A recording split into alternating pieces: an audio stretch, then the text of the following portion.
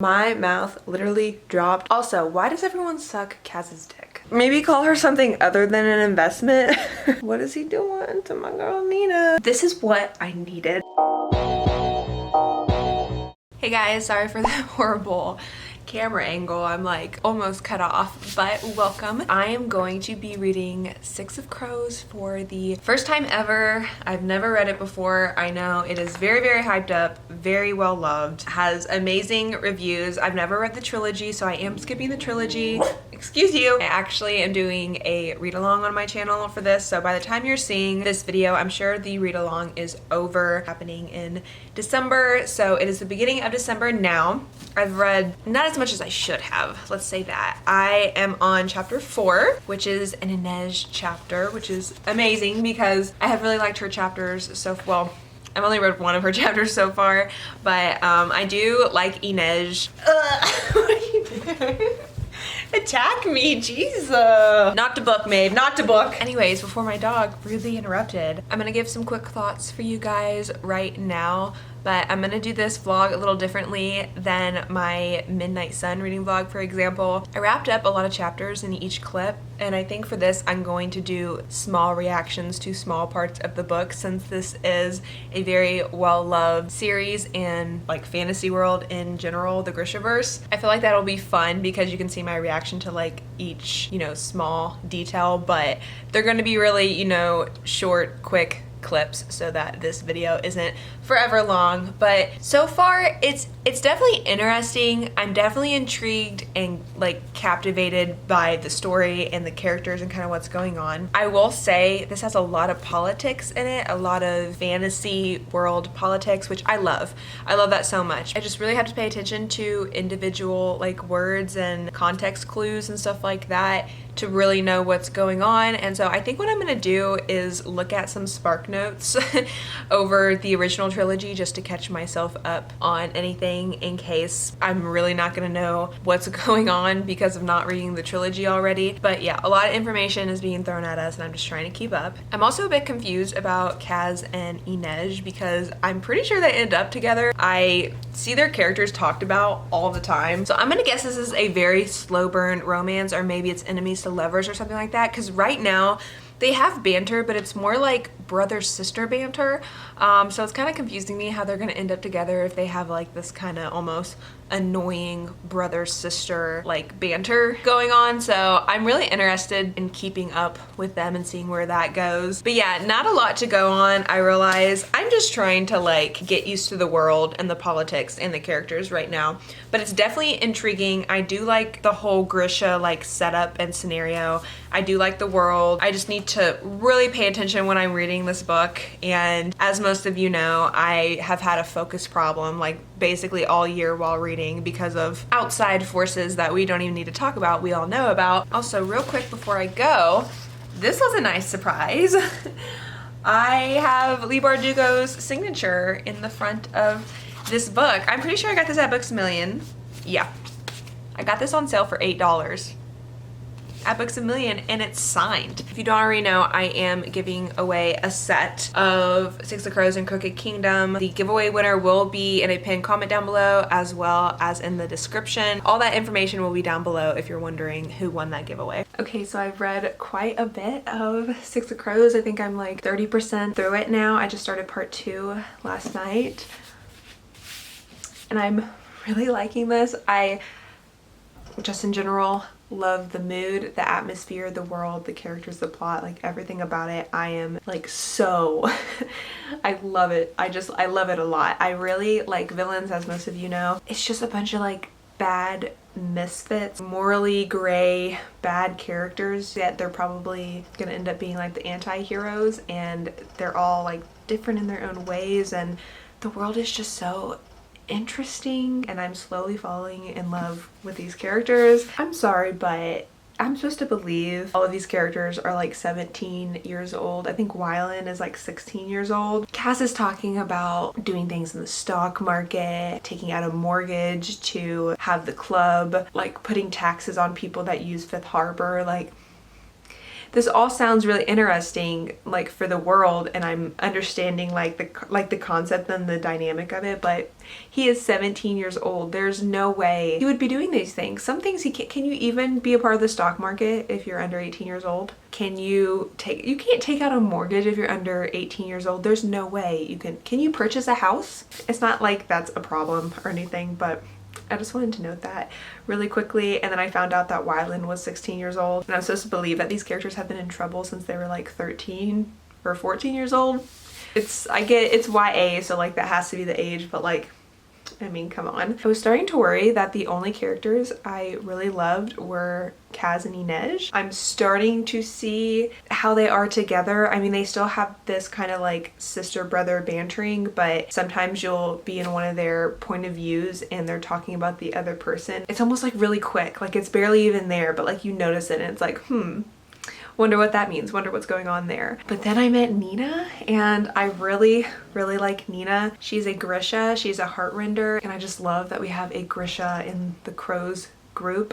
For some reason I didn't think there would be a Grisha, and just the Grisha, like the different types of them, are so fascinating to me. I had to have someone explain the different types of Grisha in the first live stream we did for the read along, my friend Megan here on YouTube, and now that she's explained it to me and I understand it more, like I'm so intrigued just by the Grisha in general. And I love how there was a civil war that happened. We're looking at the aftermath. I'm learning about all these different, I don't know if they're countries or just like part of a country. I think they're different countries. I don't know how to say the country up here, but like there's no line in between Ravka and Shuhan, for example, I think is how you say it. So I don't know if this is all one country or it's 3 different countries, but Nina's a doll. She's also a badass. I like her a lot. I'm really excited to see what happens between her and Matthias. I love a good hate to love romance. It seems like it's a true hate to love romance as well. Like I hate when it's not believable, like they're either too far on the hate side or too far on the love side, and I feel like it's perfect because basically he used to hunt Grisha and he was hunting her, but then somehow started to develop feelings for her. It seems like, I don't know, I haven't gotten that far yet. And then he feels like she betrayed him in some way, like he fell for her charm, and so he's trying not to do that again. So he's trying to kill her, and I feel like in the back of his mind he's always going to be trying to kill her while they're doing this heist. So I'm just excited. Is he trying to kill her? Does he love her? What's going to happen? Is he going to like trick her?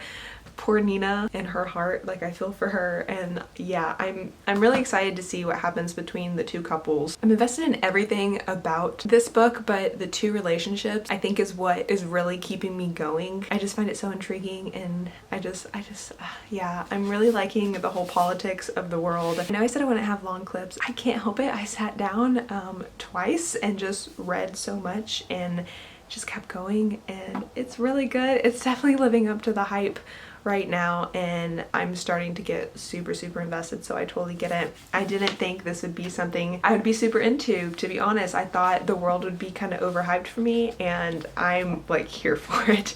I'm so here for it. It's so good so far. Peep the Christmas decor back there. We just put it up last night. It's literally the middle of December and we just put up our Christmas decorations. I just really didn't feel like doing it this year. I literally like had my pumpkins out last night. I just want to come on here real quick and say Inej is such a badass. I love her so much. Every time she kills someone or does something dangerous, I'm just like, I shouldn't be rooting for her to kill someone, but I'm just like, yes, girl. She's just this badass female assassin. I'm here for it. I love her. I don't know why I'm surprised every time she kills someone or does something, but I don't know. I just love it. I love her. Kaz always has a plan. He's always up to something. He always knows what is going on and is always like controlling something, like has something up his sleeve. Like I get that it's a part of his character, but it's not like the 4th time something has happened to where all the other characters are surprised and Kaz is just like, yeah, it's a part of the plan. Yeah, I did this on purpose. These other characters are almost getting killed. Like, why do you keep killing your people that are gonna help you succeed? It's like, does he want more money? Is that why? Is he hoping someone will die? But like, he actually needs these people. Sorry if you can hear my boyfriend in the background. He is in a meeting right now on a Zoom call. But I love Kaz to death. I love Kaz just as much as Inej. Just like everything about him. I love him so much. I'm really interested to see what the deal is with his hands and the gloves and not touching things. I'm thinking maybe he like got burnt or something, or he just doesn't like human contact, but like why? What happened to his leg? He has to use the cane. We haven't been told if like he just doesn't have a leg or his leg is hurt, so I'm interested to see what that is, but I just feel like it's kind of getting old. I don't know, it's just like kind of an easy cop out, like, oh, Kaz knew about this, like this was a part of Kaz's plan, and then everyone's kind of annoyed at him. He just killed someone for the first time. He threw someone overboard, and so I really saw his true colors, because I don't think, other than the guy in the beginning, the Bullinger guy, I don't think I've seen him be a part of a killing or like actually kill someone until now. He told this guy that he wouldn't throw him overboard if he gave him information, and he did it anyways, so now we know that he's ruthless. Kaz is just like your traditional Slytherin. All I think about is Slytherin. I don't know why. I'm just like, he is to a T a Slytherin. I just hope he turns out to be like an actual kind of good guy. Like he doesn't, you know, go to the bad side or something. I don't know. But I'm to the part now where we are finally on the ship. Inej has been hurt. Kaz killed someone, threw him overboard because of Inej. So I'm seeing how Kaz truly feels about Inej a little bit, which is nice. I could just tell he was really mad about the fact that she could have died. He was willing to really give that guy a lesson because of it. Like he's not gonna lose Inej. Although, like, maybe call her something other than an investment. Hi, I just wanted to come on here and say that I love Nina and Matthias. That's all I wanted to say. I did not expect to like them as much as Kaz and Inej. I've just heard so much about Kaz and Inej that I thought they were gonna be my go-to couple, but I really like Nina and Matthias. I mean, I like Nina more than I like Matthias, but I just love what they got going on right now. I'm here for it. Also, why does everyone suck Kaz's dick?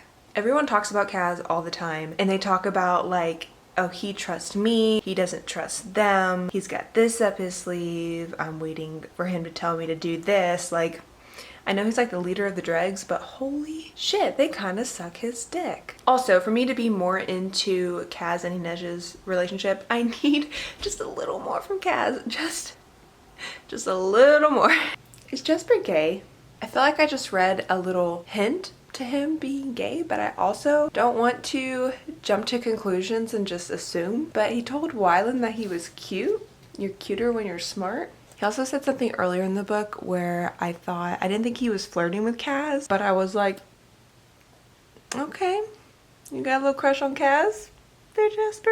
Also, Jesper is a fabricator. I did not see that coming. It's actually kind of funny because I thought at one point, how is there only one Grisha in this book? Like, there is such a focus on Grisha. How is the only Grisha we follow a Heartrender? Like, we have to follow some other Grishas. And the guy from the first chapter, what was his name? Like, Juice? He wasn't even a Grisha, but like, we saw some Grisha in the first chapter, and that was kind of the only look we got besides Nina. And I think that's why I like Nina so much, because I just find Grisha in general so interesting. My mouth literally dropped when we found out. I did not expect that. Definitely did not expect Jesper to be a Grisha or Grisha. A Grisha, yeah. I was also wondering how in the hell they were going to get out of the cell since they took Kaz's little pins, but he did it on purpose. Of course, he always has this like secret plan, and it's so annoying, but I also love him. Okay, yeah, he's gay. His chapter ended with, if I didn't think these might be crawling with disease, I would kiss them and then you. I'm curious now if he has an actual thing for Wylan. I can't tell if he's just like a flirt, because he is saying a lot of flirty things, but they're coming kind of out of nowhere. Like, this one chapter has 3 comments towards Wylan. The first hint I had was towards Kaz, I think, and so I just feel like it's very abrupt, and I don't know if Wylan is as well. He says that flirting with Jesper is fun but also annoying, so I don't know. I'm a little confused about that, to be honest, but maybe Jesper has had like these hints this entire time and I've just missed them. I don't know. I just want to come on here real quick to say once again, I love Nina. I think she is my favorite character. Her and Kaz were going to find the dude they're trying trying to find, and Matthias was pissed because it's supposed to be him and Nina, but we know that him and Nina have a plan to kill that dude. I don't know how to say his name, so I'm not even gonna try, but Kaz went instead, so I have a feeling that Kaz knows what they're up to, or at least he just doesn't trust Matthias, and Kaz has left Nina, so I don't know what's going on with Kaz. What is he doing to my girl Nina? She basically had a panic attack and had to leave because Grisha were tortured in this room, and she was just like a badass out of nowhere and started killing these guards with her Grisha power, and I love Nina. I just love her so much. Inej just said something. And why had she? To pay off her debt, or because despite all good sense and better intentions, she let herself feel something for the bastard of the barrel? I mean, we already know this, but like, I just love them so much. I love both couples in this book so much. You guys. These chapters are really short right now, but we're going back and forth between all the characters real quick, and I just kept the camera rolling. We got more of Kaz and Inej's kind of backstory when they first met, when he bought her indenture, I think is how you say it, bought her out of slavery. I can't deal right now. What is life? I thought Nina and Matthias's chapter was my favorite chapter so far, but I really like this chapter too. Inej is trying to climb up the wall, and she's basically burning her feet into nothing because it's the chimney of the incinerator, and she's like trying to push through it, and she goes back to when Kaz like saved her. I'm literally tearing up. Are you serious? She is like going back to their story when Kaz saved her from being trafficked and like a sex slave. And he said, oh, and Inej, never sneak up on me again. And she's tried to over and over again, but ever since he saw her, he'd understood how to keep seeing her. And I really like them. I like them a lot. I'm sorry I keep updating so much right now. I know I haven't done this like this entire vlog, but I'm at the best part right now. I feel like this is the climax, or we're almost to the climax. It's really building up. Things are happening fast. I'm reading it really fast. I just got to part 5. We just got more of Kaz's backstory. So we went from him leaving the boat to where Jordy's body was and how he's gotten to the point he is now. And I just love Kaz so much. I don't know if you noticed, but I really love these characters. These are such good fleshed out characters, and the way Leigh Bardugo has put this story together just absolutely blows my mind. And I know everyone says Crooked Kingdom is better than Six of Crows. I'm just like, how? What does she do? Does she just do this times like 5 or something? I'm just trying to think of how it would be better, and I'm so excited to read Crooked Kingdom now. I think I'm gonna have to in January. There was another plot twist. We found out that the guy that screwed Kaz and Jordy over when they were younger and made him poor and almost dead and into like this horrible thief person he is today is actually Pekka Rollins. What was his name? Hertzsoon. Pekka's face, Hertzsoon's face, and Kaz's mind carved there by a jagged blade. I'm confused why Kaz wouldn't see him for so long. While they're in the prison and trying to find this guy and get out, Kaz sees him in the cell, and you don't know if he's gonna keep walking and keep like doing the mission, or the job as they like to call it, or if he's going to go into the cell and kill Pekka Rollins to avenge his brother's death, and he chooses to pick the lock and go into the cell. And I'm really curious if Pekka Rollins knows it's him and knows what has happened, if he's planned this. This is really good right now. This is really like chef's kiss. This is so good right now, and I need to stop vlogging because I need to read this. All right, so it's been a minute since I've hopped on here. I actually took a small break reading this, just like not on purpose, just like kind of randomly. Now that I'm getting back into it, I am almost finished with it, so I'm hoping to finish it tonight. But I just wanted to talk to you guys real quick about some things that have happened, because quite a bit has happened, and it's safe to say I'm gonna give this book 5 out of 5 stars. Like, let's be real. I really need to get this video up before my top 5 best books of the year video, because this is definitely going to be in my top 5. I'm thinking either number 2 or maybe number 1, but we finally got a little taste of Kaz and Inej. I mean, still not a lot has happened, but right before they were going into the chaos, I guess, she had touched his face and he cringed because of the skin to skin contact, but they had like a little moment and she told him that she's going to be leaving the drugs as soon as she gets her money. But we did go more into Kaz's backstory, and I forgot to mention this. When I read Kaz's backstory the first time, or the like introduction part, I guess, because we didn't get all of it, I cried. I did cry. I just felt so much for him. I felt so bad for him. And so the second time when we got the minor details that really like summed up his entire backstory, I cried again.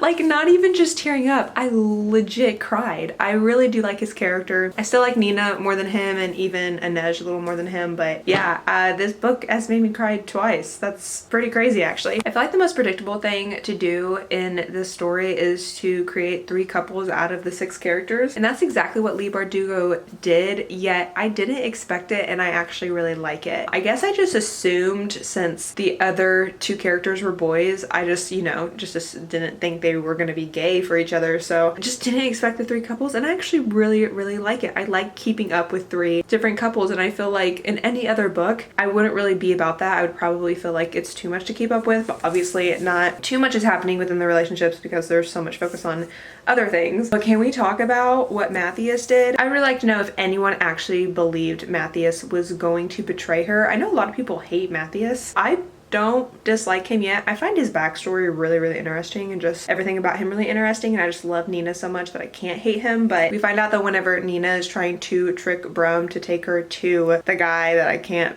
say his name, Bo Yelbar or whatever, I'm probably butchering that, we find out that Matthias betrayed her. I did not believe it for 1 second. Not 1 second. I knew he was gonna go do something and come back and get her, and that's exactly what happened, but I did have a slight panic, like, what if he doesn't? What if Nina's character ends here? What if she is injected with the Jurda Param or whatever you call it, and either she's gonna die soon or something happens to where she's just like evil and on the other side? I don't know. I thought it could happen, but honestly I did not believe for 1 second that Matthias is going to betray her, because I just knew their love was stronger than, you know, their opposite sides. Also, the guy isn't even alive. He died and now his son is there. I'm really curious if this is actually the case, if he's actually the son, or if something has happened. I don't know, but it is a plot twist that like didn't affect much, at least yet, so I'm wondering if there's more to that. Just to touch base about Kaz's backstory, I was in my feels so much because his backstory, like the final details we got, were intertwined with his love for Inej. I am going to tear up. This is what I needed for this relationship, because I have loved Nina and Matthias and their whole story, but the Kaz and Inej relationship was really missing something for me. It's an extreme slow burn, and I do like slow burns, but not if they're too slow, and I just like, I feel something for them now. I'm so happy that it kind of seems like Inej is like Kaz's only girl, because he just has this horrible backstory and nothing, you know, really great has ever happened to him, and then he has Inej and he has fallen in love with her since like the first time he saw her. And it's just like, it's everything. You want to say hi? I know I'm looking real rough, but I only have a couple chapters left. So what happened with Nina at the end there, I did not expect at all.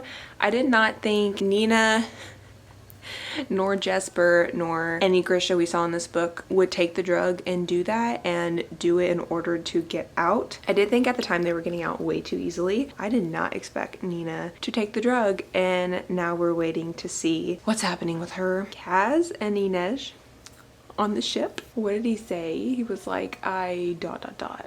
I want you. And she said, I will have you without any armor, or I won't have you at all, something like that. And then the crew finally takes the guy to, I'm blanking on names. I've been doing so bad with character names this vlog, but they take him to him and he betrays them. There's like so much betrayal in this book, I realized. He has the last of the Grisha that came to the council, that the council had. Can't remember if they're on the drug. I think they are. I just finished the chapter and just have a few chapters left, but yeah, so they might not even leave with the money, and they handed the guy over, so we'll see what happens next. I have officially finished Six of Crows and it was amazing. I gave it 5 out of 5 stars, of course.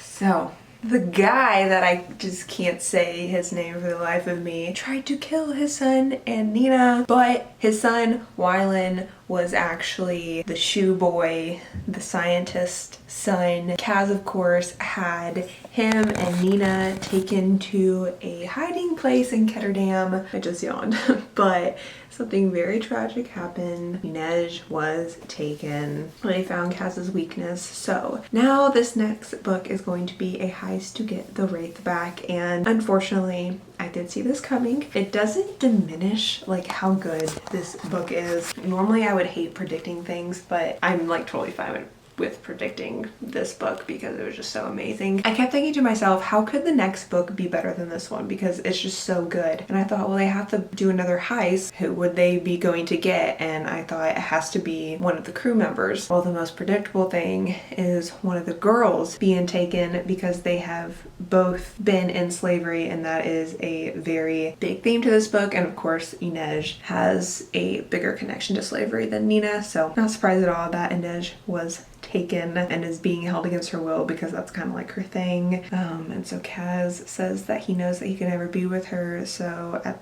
the least he can do is give her her freedom and give her the money so that she can leave this world and basically have a better life. And I'm really excited to see what happens in Crooked Kingdom. I think I'm gonna read it. If I don't read it in January, I'm definitely reading it in February because I have to read this book. I have to know what happens. Need to know how this book would be better than Six of Crows. And yeah, I know this vlog is already long enough, so thanks for watching. If you stuck around until the end, leave me a black heart down below to represent Six of Crows in the Grishaverse. Like this video, of course, subscribe if you haven't already. I'd really appreciate it. And I'll see you in my next one. Bye.